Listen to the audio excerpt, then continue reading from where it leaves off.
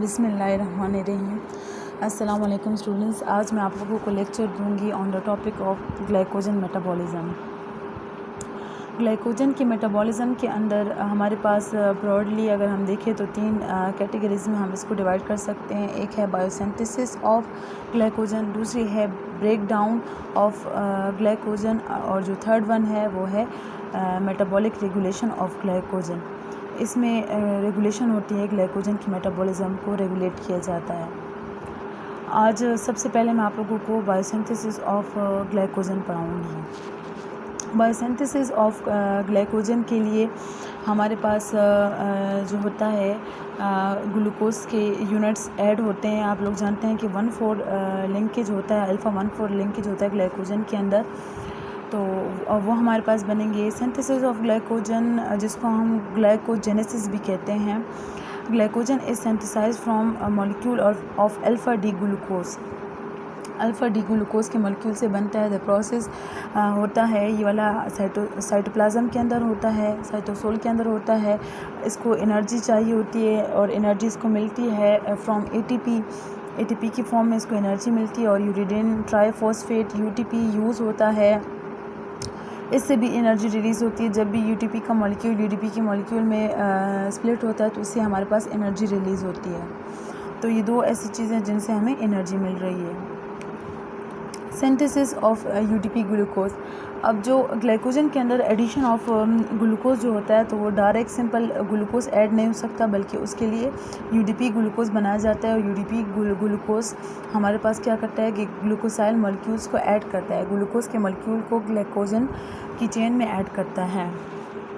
तो सबसे पहले यूडीपी ग्लूकोज की सिंथेसिस को हम पढ़ेंगे। ये इसका गोया कि स्टेप नंबर 1 हो गया, जिसमें हम तैयार करते हैं यूडीपी ग्लूकोज को। इसमें क्या होता है कि ग्लूकोज 6-फॉस्फेट, जैसे कि आप लोग ग्लाइकोलाइसिस में पढ़ चुके हैं, ग्लूकोज चेंज होता है ग्लूकोज 6-फॉस्फेट में, जिसके लिए हमें एटीपी रिक्वायर्ड होती है। और ग्लूकोकाइनेज या हेक्सोकाइनेज इस रिएक्शन को कैटालाइज करता है। अब साइटोप्लाज्म के अंदर जितने भी ग्लूकोज 6-फॉस्फेट होते हैं वो उसी की मदद से हमारे पास ग्लाइकोजन की सिंथेसिस होती है इन अ सेल। तो उसमें क्या होता है कि अब हमें ग्लूकोज इसका चाहिए कार्बन नंबर 1 के ऊपर, कार्बन नंबर 6 के ऊपर हमें नहीं चाहिए। और इसकी एक वजह ये भी है कि कार्बन नंबर 6 के ऊपर हमें इसलिए चाहिए होता है क्योंकि हमने अब ग्लूकोज के साथ यूडीपी को अटैच करना है, और यूडीपी कार्बन नंबर 1 के साथ अटैच होती है ग्लूकोज के। तो इसलिए हम पहले फॉस्फेट को 6 से हटा के 1 की तरफ ले जाते हैं, और उसके बाद 1 से फॉस्फेट हट जाता है और इसकी जगह यूडीपी आ जाता है। वो कैसे, वो अभी आप लोग आगे देखेंगे। अच्छा, अब इस रिएक्शन को फॉस्फोग्लूकोम्यूटेज कैटालाइज करता है। फॉस्फोग्लूकोम्यूटेज, यहाँ पे मेरे ख्याल में एक मिस्टेक हो गई है, एम नहीं वो किया हुआ, तो ग्लूकोज 6-फॉस्फेट जो है तो चेंज हो जाता है ग्लूकोज 1-फॉस्फेट में फॉस्फोग्लूकोम्यूटेज की वजह से। ये सिंपल रिएक्शन नहीं है, ये देखिए यहाँ पे इसको मैंने एक्सप्लेन किया हुआ है। फॉस्फोग्लूकोम्यूटेज के साथ एक फॉस्फेट का मॉलिक्यूल, एक फॉस्फेट का ग्रुप लगा होता है। अब ये एंजाइम क्या करता है कि आप लोग जानते हैं कि ग्लूकोज की जब भी फॉस्फोरिलेशन होती है हमेशा पहले कार्बन नंबर 6 के ऊपर होती है, उसके बाद उसकी सेकंड फॉस्फोरिलेशन कार्बन नंबर 1 के ऊपर होती है, जैसे कि आप लोग ग्लाइकोलाइसिस में पहले पढ़ चुके हैं। तो जब जो एंजाइम है इसका फॉस्फेट हटेगा और इस ग्लूकोज में ऐड होगा तो वो ये ग्लूकोज 1,6-बिसफॉस्फेट बन जाएगा। अब हम क्या करेंगे, ये एंजाइम क्या करेगा कि ये कार्बन नंबर 6 से फॉस्फेट को हटा लेगा और कार्बन नंबर 1 के साथ फॉस्फेट लगा हुआ बाकी रह जाएगा। अब ये जो 6 से फॉस्फेट हटा है इसको ये एंजाइम वापस ले लेगा और ये फॉस्फोग्लूकोम्यूटेज वापस से फॉस्फोरिलेटेड हो गया है।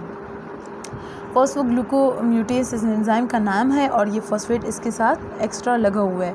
ये इससे रिमूव भी हो सकता है और इसमें दोबारा से ऐड भी हो सकता है। तो यही इस एंजाइम की ट्रिक थी कि डायरेक्टली 6 के ऊपर, डायरेक्टली कार्बन नंबर 1 के ऊपर फॉस्फोरिलेशन ग्लूकोज की नहीं हो सकती थी, क्योंकि उसकी बहुत सारी वजूहात हैं। इस वजह से क्या हुआ कि पहले 6 की फॉस्फोरिलेशन हुई, उसके बाद 1,6-बिसफॉस्फेट बन गया, फिर कार्बन नंबर 6 में से फॉस्फेट को रिमूव कर दिया गया और एज अ रिज़ल्ट हमारे पास ग्लूकोज 1-फॉस्फेट बन गया। उसके बाद क्या होगा कि ग्लूकोज अब चूँकि ग्लूकोज के कार्बन नंबर 1 के ऊपर फॉस्फेट आ गया, तो अब यहाँ पे ATP का आना आसान है।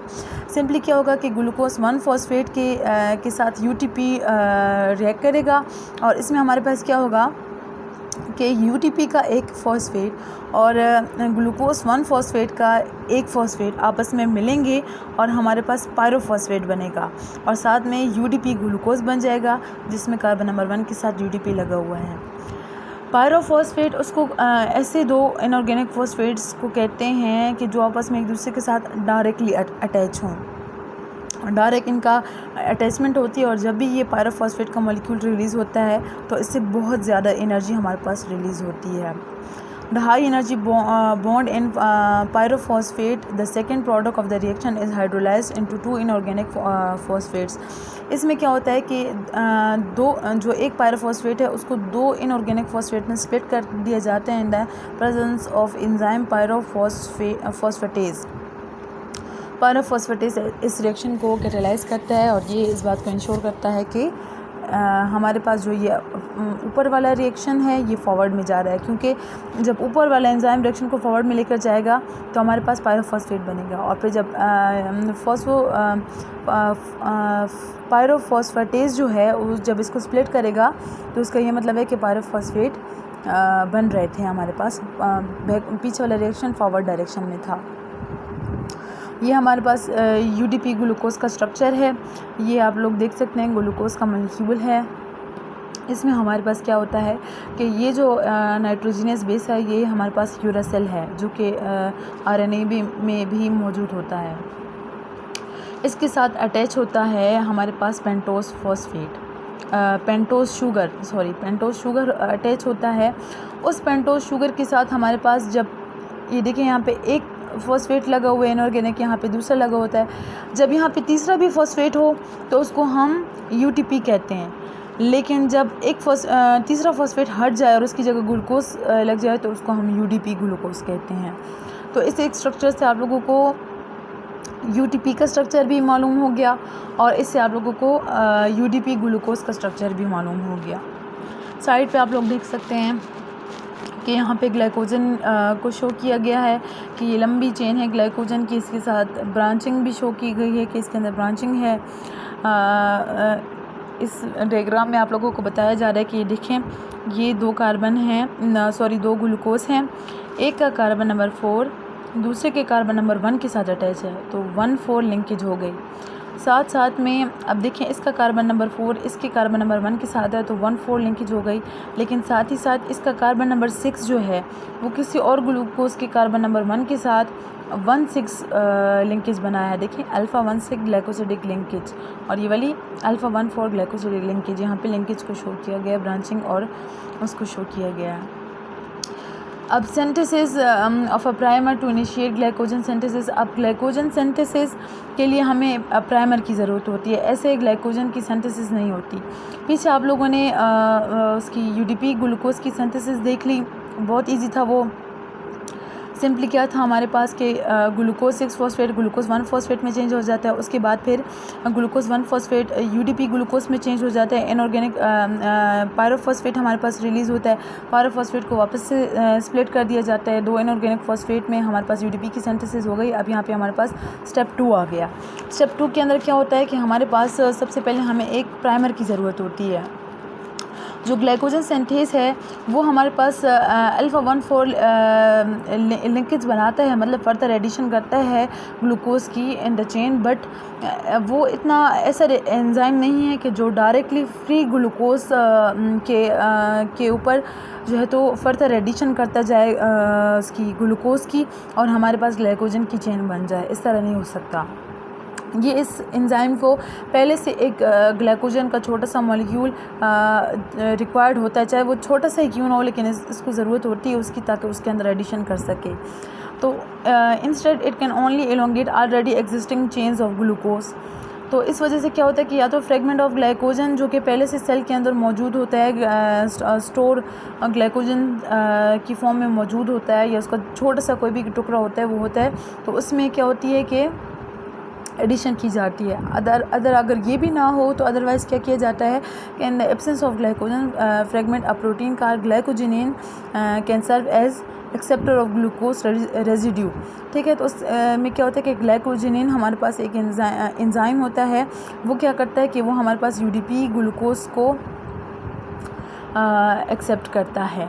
देखिए, ग्लाइकोजिनिन आप यूँ कह सकते हैं कि ग्लाइकोजन फ्रेगमेंट का काम दे रहा है कि इसके अंदर फर्दर हमारे पास ग्लूकोज की एडिशन होगी फ्रॉम यूडीपी ग्लूकोज, और एडिशन फर्दर होगी। लेकिन बेसिकली ये क्या है, ये ख़ुद ग्लूकोज से नहीं बना हुआ होता, ख़ुद शुगर से नहीं बना होता, बल्कि ये एक प्रोटीन होता है, प्रोटीन इन नेचर होता है। दूसरी बात ये है कि ये क्या करता है कि ये इसके जो प्रोटीन के अंदर एक अमाइनो एसिड होता है जिसको हम टायरोसिन कहते हैं। टायरोसिन का एक फ्री हाइड्रोक्सिल ग्रुप होता है, OH ग्रुप, जो कि फ्री होता है किसी भी रिएक्शन के लिए। तो उसमें क्या होता है कि इसका OH और जो कमिंग यूडीपी ग्लूकोज जो होता है उसका जो हाइड्रोक्सिल ग्रुप है वापस में रिएक्ट करते हैं। हाइड्रोक्सिल ग्रुप कह दें या आप लोग यहाँ पे एल्डिहाइड ग्रुप कह दें, क्योंकि यूडीपी ग्लूकोज का कार्बन नंबर 1 बॉन्ड का बनाएगा हमारे पास टायरोसिन के हाइड्रोक्सिल के साथ। तो उसमें क्या होगा कि इस ग्लूकोज का कार्बन नंबर 1 टायरोसिन के हाइड्रोक्सिल के साथ हमारे पास एक वाटर के मॉलिक्यूल को रिलीज़ करके और हमारे पास ग्लाइकोसाइडिक लिंकेज बना लेगा, at which the initial glucosyl unit is attach. The reaction is catalysed by glycogenin itself. अब क्या होता है कि इस रिएक्शन को कोई एंजाइम कैटलाइज नहीं करता, ना ग्लाइकोजन सिंथेज और ना इसका कोई अपना अलग से एंजाइम होता है जो इसको कैटलाइज करे, बल्कि क्या होता है इटसेल्फ खुद ब खुद ऑटो ग्लूकोसाइलेशन होती है, खुद ब खुद ये हमारे पास कैटलाइज होता है। यही वजह है कि हम thus the glycogenin is an enzyme. यही वजह है कि हम ग्लाइकोजिनिन को एक एंजाइम कहते हैं। क्यों? क्योंकि एंजाइम प्रोटीन इन नेचर होते हैं, जो कि यहाँ पर है। एंजाइम रिएक्शन को कैटलाइज करते हैं, जो कि यहाँ पे कर रहा है। एंजाइम के बगैर रिएक्शन प्रोसीड नहीं होते, तो यहाँ पे भी ग्लाइकोजिनिन के बगैर नहीं होता।